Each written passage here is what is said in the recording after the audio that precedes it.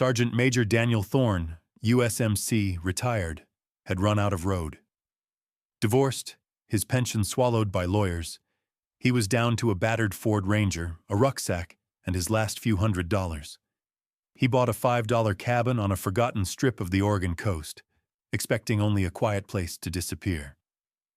But on the second day, his scarred war dog, a Belgian Malinois named Reaper, froze and began to claw at the massive stone hearth of the fireplace.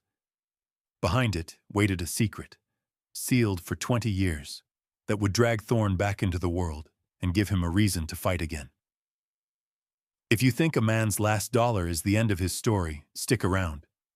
Comment a number and tell me where you're watching from tonight. The divorce papers were in the glove box, a crisp, final monument to a 30-year marriage the war had eaten from the inside out. Thorne left them there, along with the keys to the house he'd built and the ghost of the man he used to be. He drove west until the map ran out of land, the gray Pacific churning under a perpetually overcast sky. This was the end of the line, a place called Port Fathom, Oregon. It wasn't a town so much as a collection of damp buildings clinging to the cliffs, smelling of salt, diesel, and wet pine. It suited him. The cold was honest, and the fog blurred the edges of the world, which felt right. All he had left was the truck, the rucksack containing 2 changes of clothes and a service-issued Colt M1911 he was not supposed to have, and Reaper. The dog sat silently in the passenger seat, his blocky head resting on the door, watching the world go by with the calm, assessing gaze of a creature who had seen the worst of men and decided to stay loyal anyway. Reaper was the only part of the war that had come home whole, even if he was scarred. A deep, puckered line of raised tissue ran down his left flank, a souvenir from the same day Thorne had gotten his limp. Ramadi, 2006. The memory was never far away. It came in flashes, triggered by the scent of hot metal or the backfire of a truck. The blinding white light, the sound of the world tearing apart, the sudden violent silence that followed. He remembered the taste of dust and blood, the weight of the Humvee's crushed door pinning his legs. He remembered blacking out and waking to the frantic, wet scraping of claws on metal and the dog's hot breath on his face. Reaper, wounded himself, had dug and pulled and dragged him from the wreckage until the medics arrived. The dog had saved his life then, and he'd been saving it every day since, anchoring him when the ghosts of Iraq tried to pull him under in the quiet hours of the night. His ex-wife, Susan, had called the dog a living reminder of everything she wanted to forget. For Thorne, Reaper was the only reminder of who he was supposed to be, the man that dog still thought he was. He'd lost Susan, and with her, any easy connection to their daughter, Chloe. Chloe was grown now, a nurse in Chicago, and their calls had become brief and strained. He was a problem she couldn't solve, a wound she couldn't heal, and he saw the exhaustion in her voice. So he'd stopped calling. He'd signed the papers, took the small buyout from his pension Susan's lawyer argued was fair, and just started driving. He wasn't running from anything anymore. He was just looking for a place to stop. A place where the silence outside matched the silence inside. Port Fathom, with its skeletal fishing boats and perpetual mist, felt like the right kind of graveyard. He saw the notice tacked to a corkboard inside a gas station that smelled of stale coffee and bait. It was a yellowed piece of paper, typed on a machine that was probably already an antique when the notice was written. Tax sale, cabin and acreage, as is. Below it, a handwritten addition in faded marker. $5 and you haul the junk. An arrow pointed to a grainy, photocopied map of a small peninsula north of town, a place the locals called the Spit. He bought a cup of coffee, the first thing he'd spent money on in 2 days that wasn't gasoline, and drove out to find it. The road turned from cracked asphalt to gravel, then to a muddy 2-track that wound through a forest of ancient, moss-draped firs. The cabin sat at the very end, overlooking a sheer drop to the churning ocean below. It was more of a shack, really, built of weathered cedar that had gone gray as bone. The tin roof was a patchwork of rust, and the windows were boarded over, but the foundation was made of massive river stones, and it looked solid. It looked like it had weathered storms he could only imagine. Thorn got out of the truck, the cold air sharp in his lungs, and Reaper hopped out after him, immediately beginning a quiet, methodical patrol of the perimeter. He was home. The deal was closed in a stuffy office at the back of the county courthouse. The clerk, a man named Jim Henderson, with a face like a worn leather boot, peered at Thorn over his glasses. He was maybe 70, with the slow, deliberate movements of a man who had seen everything the county had to offer and was no longer surprised by any of it. He took Thorn's $5 bill, smoothed it out on his desk, and placed it in a cash box. He saw the faded globe and anchor tattoo on Thorn's forearm, the straightness of his back, the way his eyes never stopped scanning the room. "Military?" Henderson asked. It wasn't a question. "Marines," Thorn said. Henderson nodded slowly. "My brother was Army, Mekong Delta." He pushed a single sheet of paper across the desk. A quitclaim deed. "Sign here." As Thorn signed, Henderson leaned back in his squeaking chair. "You should know, that place has a history." Thorn didn't look up. "Doesn't everything? The fella who owned it before the county took it for back taxes. His name was Elias Vance, lived there for a good 30 years, Vietnam vet, logger mostly. Kept to himself. Then one day, about 20 years back, he just vanished." Thorn finished signing and slid the paper back. "People vanish." "They do," Henderson agreed. "But a few years after he was gone, some people came looking for him, or for something he had. Drove nice cars, wore city suits, asked a lot of questions around town.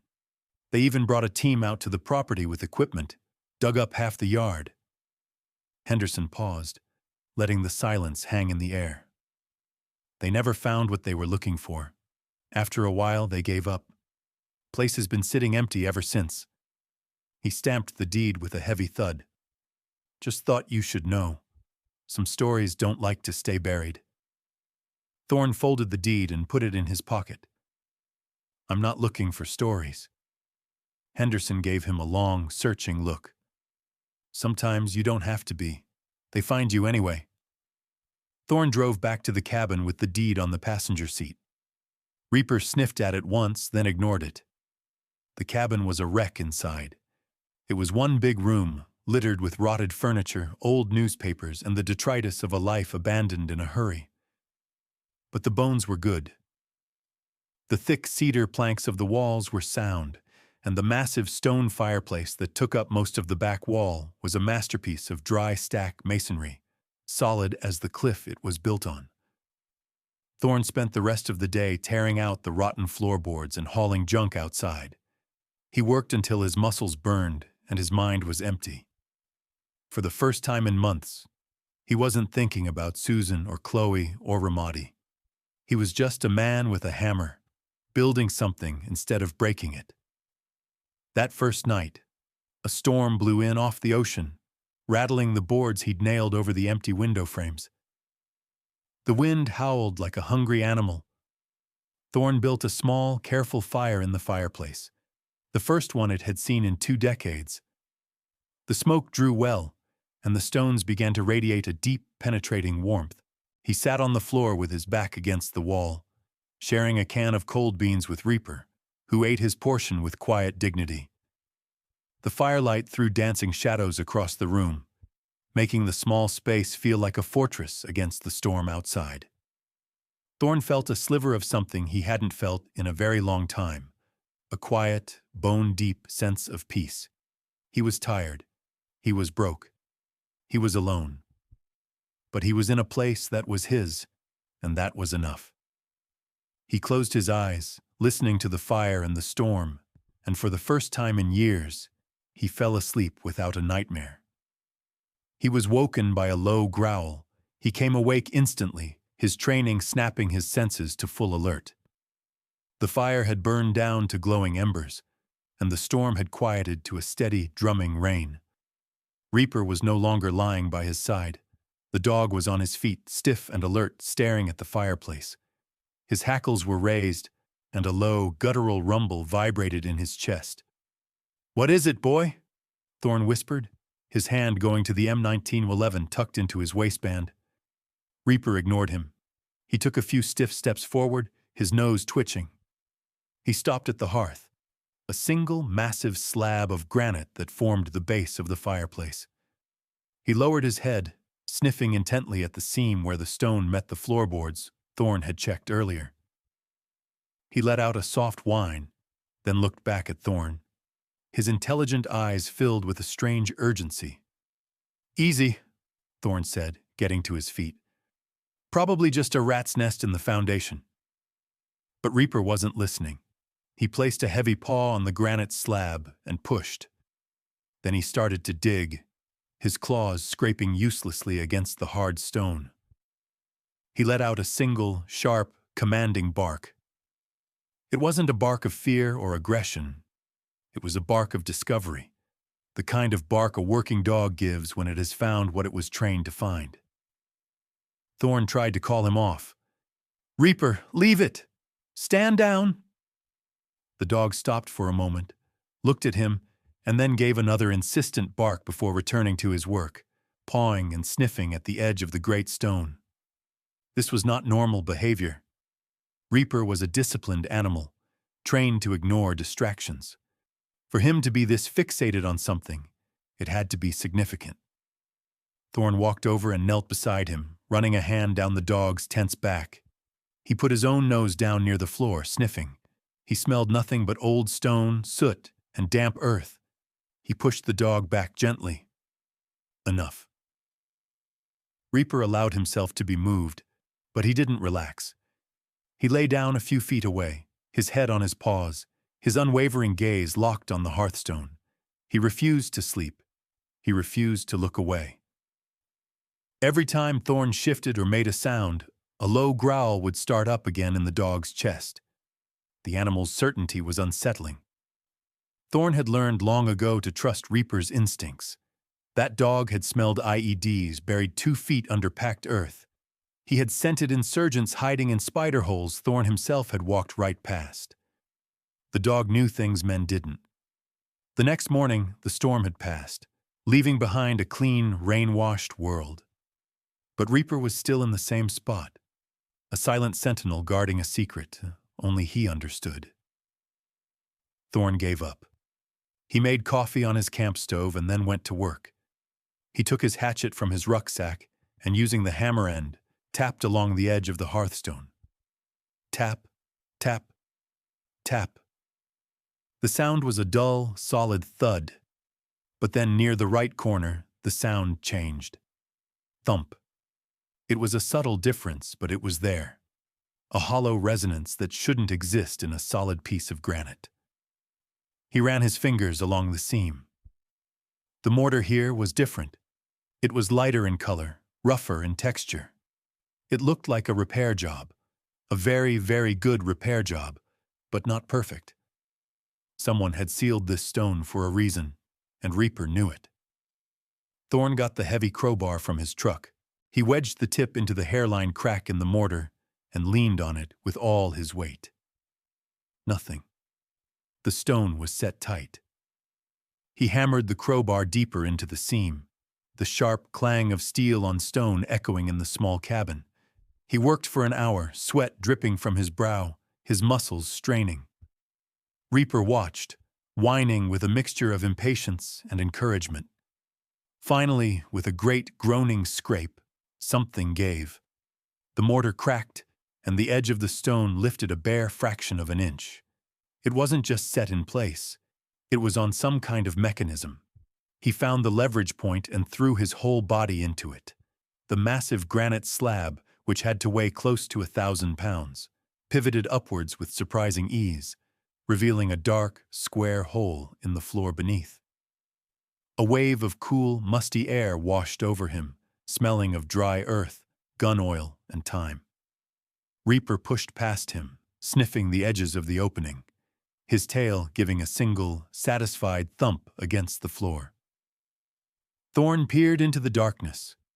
It was a small, stone-lined chamber, a hidden cellar about 4 feet square and 4 feet deep. And it wasn't empty. Resting neatly on the floor were 3 military-grade ammunition cans and a long, oilcloth-wrapped parcel. His heart began to beat a steady, heavy rhythm. This was more than a rat's nest. This was a deliberate cache. He lowered himself into the hole, the stone cool against his hands. The air was still and dead. He lifted the first can. It was heavy. He unlatched the lid, and the seal broke with a hiss. Inside, stacked in neat, tight bundles, were $100 bills, old bills, with the smaller portraits of Franklin. He lifted the second can. More of the same. The third was heavier still. He opened it to find dozens of gold coins, South African Krugerrands, gleaming dully in the dim light. It was a fortune. More money than he had ever seen in his life. Finally, he reached for the oilcloth parcel. It was heavy, and whatever was inside was hard and rectangular. He unwrapped it carefully. It was a leather-bound ledger, the kind used for accounting. Tucked inside the front cover was a slim journal. He opened the journal. The handwriting was neat, precise, the ink faded but still legible. The first page was a single, chilling message. If you are reading this, it means they never found me. And it means they will probably come looking for this. The war follows you home, but not always the one you fought. My name is Elias Vance. Be careful who you trust. Thorn sat on the edge of the hole, the journal in his hands, Reaper's warm presence a solid weight against his leg. He began to read. Elias Vance had been a tunnel rat in Vietnam, a man who had spent his war in the dark, claustrophobic earth. The journal was filled with entries that could have been Thorn's own. Vance wrote about the nightmares, the hypervigilance, the feeling of being a ghost walking among the living. He wrote about coming home to a world he no longer fit into and finding a kind of peace in the isolation of the cabin on the spit. But he hadn't found peace for long. He had taken a job as a timber cruiser for the biggest logging company in the region, Pacific Timber. The owner, a man named Marcus Blackwood, was a charismatic, powerful figure who was treated like royalty in Port Fathom. But Vance, with his ingrained suspicion and his habit of quiet observation, saw things others missed. He saw trucks arriving at the mill at odd hours, carrying cargo that wasn't logs. He saw meetings with men in expensive suits who didn't look like they belonged in a timber town. He started digging. What he uncovered was a massive smuggling and money laundering operation, using the timber company as a front to move drugs, weapons, and cash up and down the coast. Blackwood wasn't just a local timber baron. He was a key player in a much larger criminal network. Vance had gathered evidence. Ledgers, shipping manifests, photographs. He'd also managed to skim a small fortune from one of their cash shipments, hiding it as leverage. He knew they were onto him. The journal entries grew shorter, more paranoid. He was fortifying the cabin, creating the hidden cellar. He trusted no one. The final entry was dated October 12th, 20 years ago. Blackwood knows.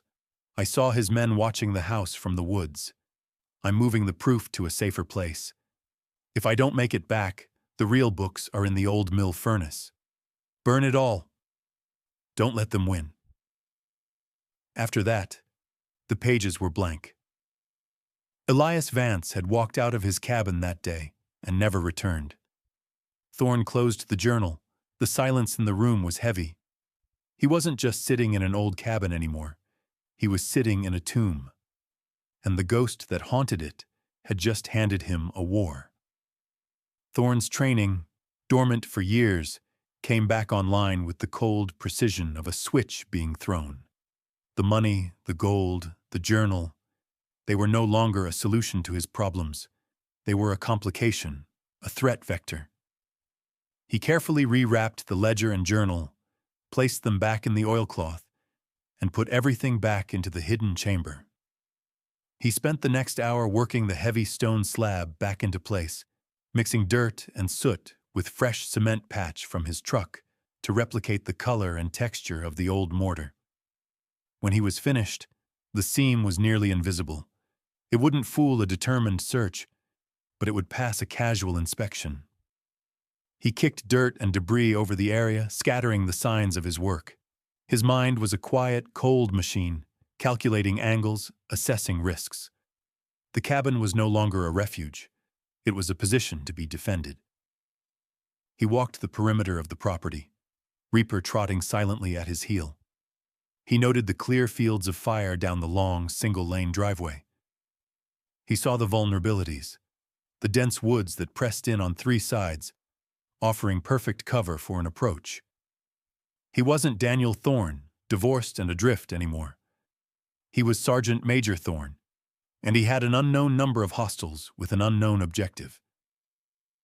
3 days passed in watchful silence.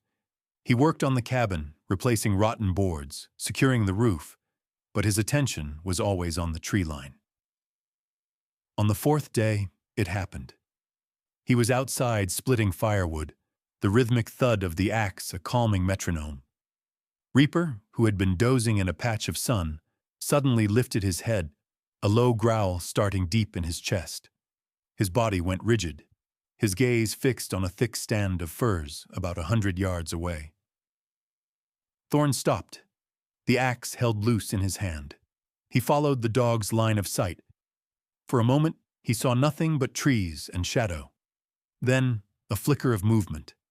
The glint of sunlight off something metal, binoculars maybe, and the dark shape of a man's shoulder before he melted back into the woods. They knew he was here. The watcher wasn't there to be seen, which meant it was reconnaissance. They were assessing him. The next day, they came openly. A gleaming black SUV, utterly out of place on the muddy track, rolled to a stop at the edge of his property. A man in a tailored suit and polished shoes got out. He was in his 50s, with a handsome, confident face and a smile that didn't reach his eyes. He walked toward Thorne with the easy stride of a man used to owning any room he entered. "Daniel Thorne?" he asked, his voice smooth as silk. Thorne didn't answer. He just stood there, his hand resting on Reaper's head. The dog was a statue of coiled muscle, a low rumble vibrating through his entire body. The man's smile widened. "My name is Cole. I'm a partner with Blackwood Development. I heard this property finally sold. I've been trying to buy it from the county for years, but the title was a mess." He gestured vaguely at the cabin. "The old owner, Elias Vance, he and I had a verbal agreement before he took off. I've always felt this land had potential." Cole's eyes swept over the cabin, lingering for just a fraction of a second on the fireplace wall. It was so fast Thorne might have missed it if he hadn't been looking for it. "I'll be frank," Cole continued, pulling a thick envelope from his jacket pocket. "This place is a teardown, but the land is valuable to my client. I'm authorized to offer you $20,000, cash, for your trouble." Thorne thought of the $5 bill he'd given Henderson. He thought of the fortune sitting under the hearthstone. "It's not for sale." Cole's easygoing mask slipped. The smile tightened at the edges. "Mr. Thorne, you seem like a reasonable man. Let's make it $30,000. You can be on your way this afternoon with a fresh start." I said, "It's not for sale." The politeness vanished completely, replaced by a cold, hard certainty. "Everything is for sale," Cole said, his voice dropping. "Sooner or later." He gave Reaper a look of distaste, turned without another word, and got back into his SUV. As he drove away, Thorne saw another man in the passenger seat, his face impassive, watching him. This wasn't a negotiation. It was a warning. The first of many. The visit from Cole lit a fire under Thorne. He was no longer just a custodian of Vance's secret. He was a target. He drove into Port Fathom, parking his truck where he had a clear view of the street. He needed information, context. He went to the small town library, a dusty building that smelled of old paper and floor wax. The librarian, a woman with kind eyes and a name tag that read Eleanor, helped him set up the microfiche machine. He spent hours scrolling through 20-year-old editions of the Port Fathom Chronicle. He found what he was looking for. There were dozens of articles about Marcus Blackwood and Pacific Timber. Blackwood was a local hero, donating to schools, building parks, funding the 4th of July fireworks every year. He was untouchable. Then, 20 years ago, the stories changed. An article dated a week after Vance's last journal entry announced the sudden closure of the mill. The official reason was a downturn in the timber market. Hundreds of people lost their jobs. Blackwood expressed his deep regret and then quietly moved his primary residence to a large estate up the coast, transitioning from timber baron to philanthropist and private investor. Elias Vance's disappearance was mentioned in a tiny 2-inch column on the back page, filed as a missing persons case. The police found no signs of foul play. He had simply walked away. It was a clean, neat narrative, but Thorne knew it was a lie. He left the library and went to the only diner in town, a place called the Salty Dog. He took a seat at the counter. The cook, a woman in her late 60s with flour on her apron and a no-nonsense expression, brought him a coffee. Her name tag read Sarah. Thorne noticed a small, framed photo tucked behind the cash register, a young man in a Marine Corps dress, blue uniform. "Good-looking Marine," Thorne said, nodding toward the picture. Sarah's face softened for a moment. "My husband David, he didn't come home from Beirut." She looked at Thorne's posture, the way he held himself. "You?" "Force Recon. Retired." An understanding passed between them. She refilled his coffee. "What brings you to the end of the world, Sergeant Major?" He decided to take a calculated risk. "I bought the old Vance place out on the spit." Sarah's friendly demeanor evaporated. She picked up a rag and started wiping down the clean counter. "That place is bad luck." "I've been hearing that," Thorne said. "I've also been hearing the name Marcus Blackwood." She stopped wiping. Her knuckles were white where she gripped the rag. She looked around the nearly empty diner. "Listen to me," she said, her voice low and urgent. "You're a brother Marine, so I'm telling you this once. Some rocks are better left unturned. Blackwood owns this town. He has for 30 years. People who cross him, they end up like Elias Vance. Gone." "Vance knew something," Thorne stated. She nodded curtly. "Vance was a good man, quiet, but he saw things. He used to come in here, sit right where you are. The last time I saw him, he looked scared. He told me if anything happened to him, I should tell someone to talk to Jim Henderson at the courthouse. Said Henderson was the only one he trusted." She glanced toward the door, her anxiety palpable. "That's all I know. And that's all I'm going to say. Be careful." Thorne paid for his coffee and left. As he walked to his truck, he felt eyes on him. He didn't look, but he knew he was being watched. The net was tightening. When he got back to the cabin, he found the proof.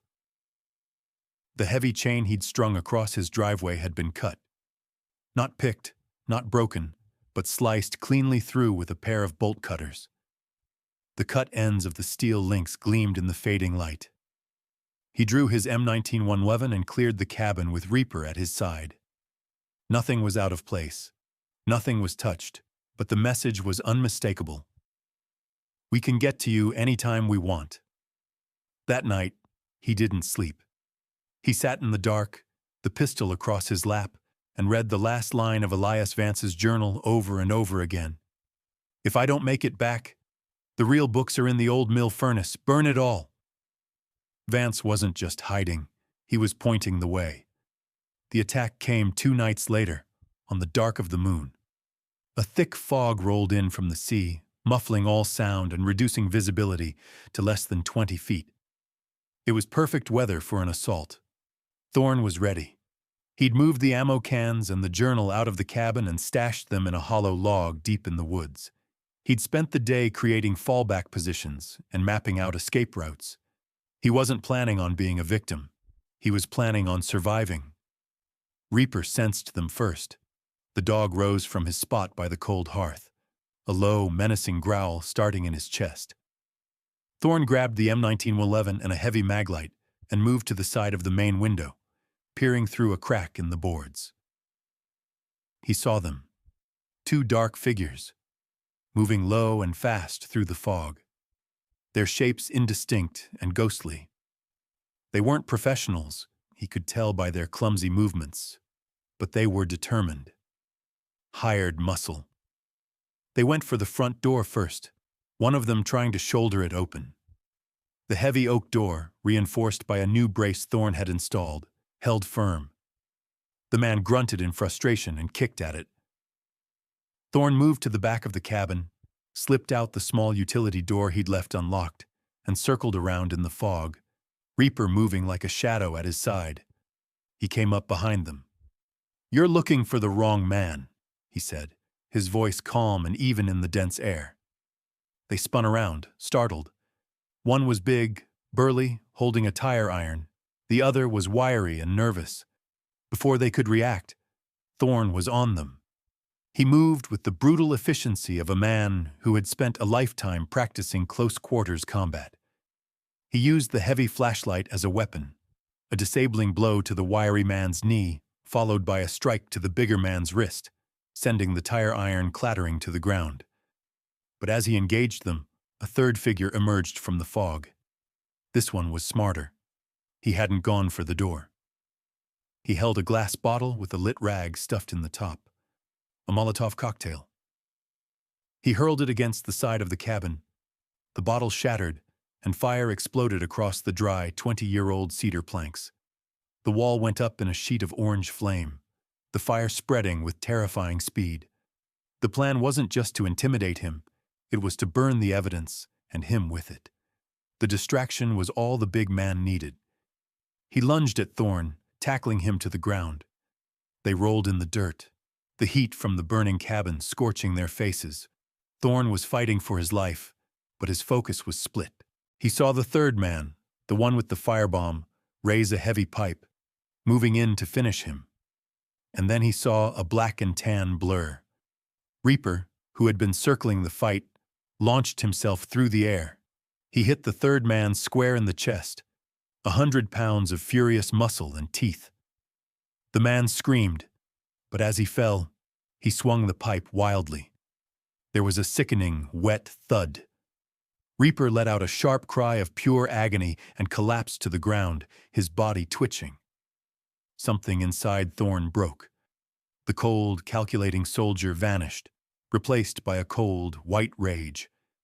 The fight was no longer about survival or secrets. It was about the dog. He threw the big man off him with a surge of adrenaline-fueled strength. He was on his feet, the M1911 in his hand. He didn't shoot. Killing them would be too easy. He systematically and brutally dismantled them, breaking bones, ending the threat with a finality that left no room for doubt. He left them groaning and broken in the mud. He didn't spare them a second glance. He ran to Reaper. The dog was breathing in shallow, ragged gasps, a dark stain of blood spreading on his flank. Thorne gently ran his hands over the dog's ribs and felt the unnatural give of broken bones. "Hang on, boy," he whispered, his voice thick. "Just hang on." The cabin was an inferno now, the roof beginning to sag. It was all gone. The $5 refuge was being erased. He didn't care. He carefully lifted Reaper, ignoring the searing pain in his own bruised ribs, and carried him to the truck. He laid him gently on the passenger seat, covering him with his own jacket.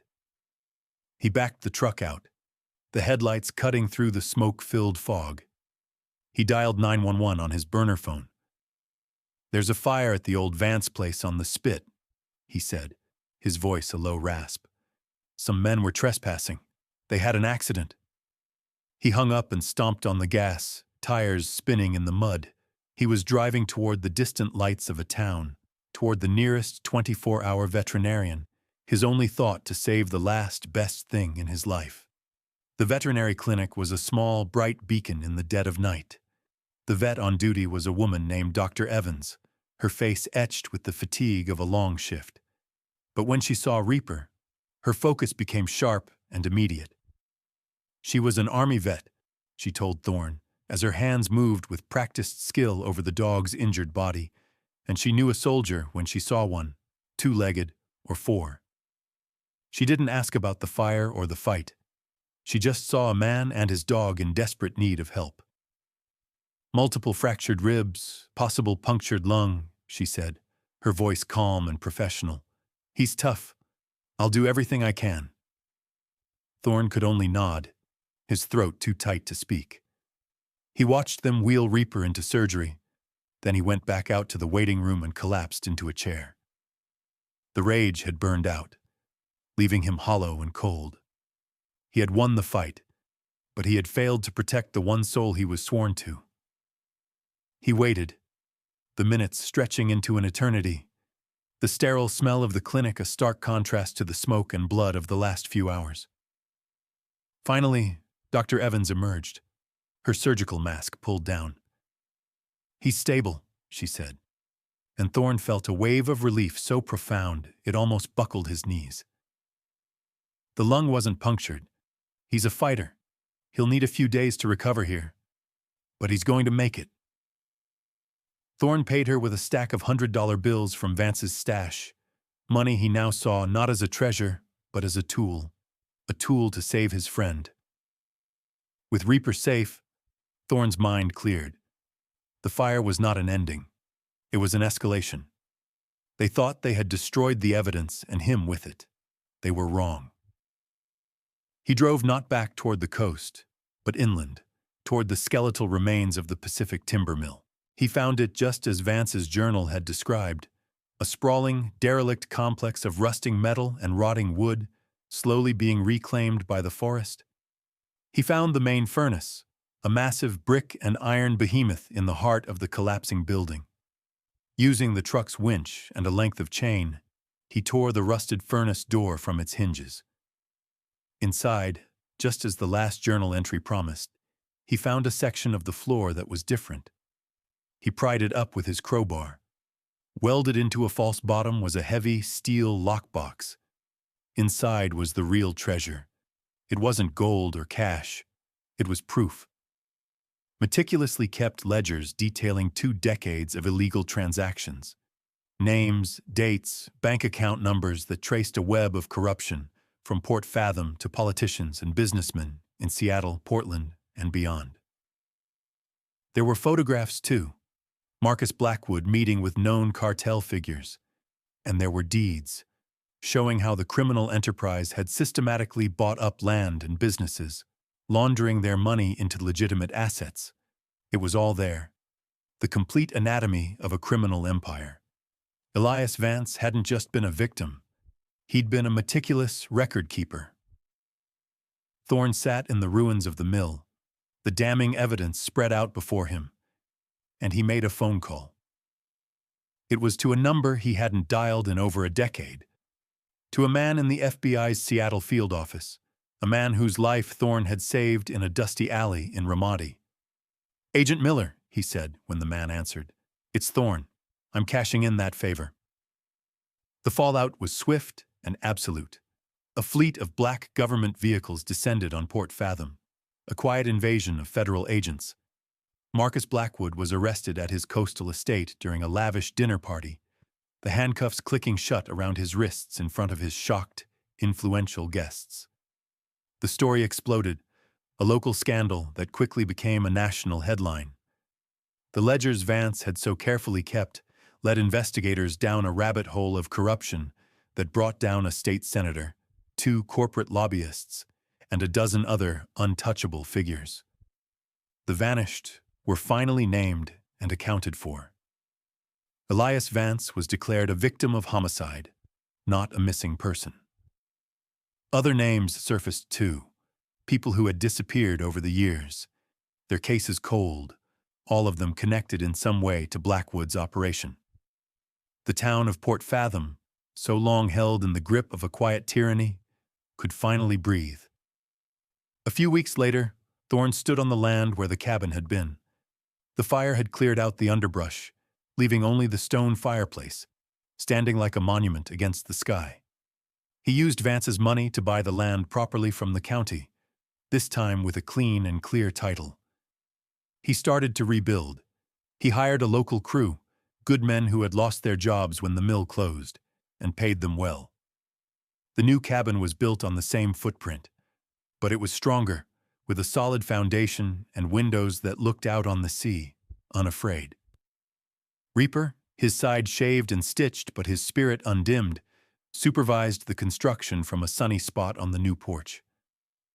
Thorne established a foundation in Elias Vance's name, dedicating the property as a free, temporary refuge for veterans who, like him, had run out of road and just needed a place to stop and catch their breath. The news stories had reached his daughter, Chloe. One day, a car he didn't recognize pulled up the driveway. She got out, looking older, warier, but her eyes were the same. She saw the new cabin, the healing dog, the purpose in her father's face that had been missing for years. They didn't say much at first. They just stood on the porch, watching the waves crash against the rocks below. "I was worried about you," she finally said.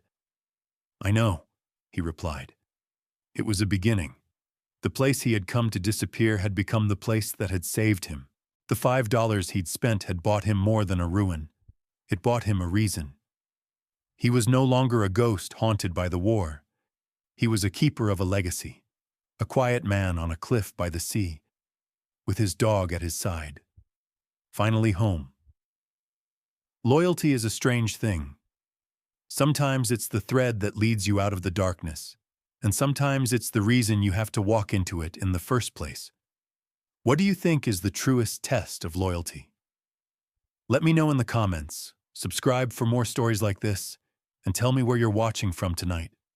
Your support keeps these stories alive. Thank you for being here.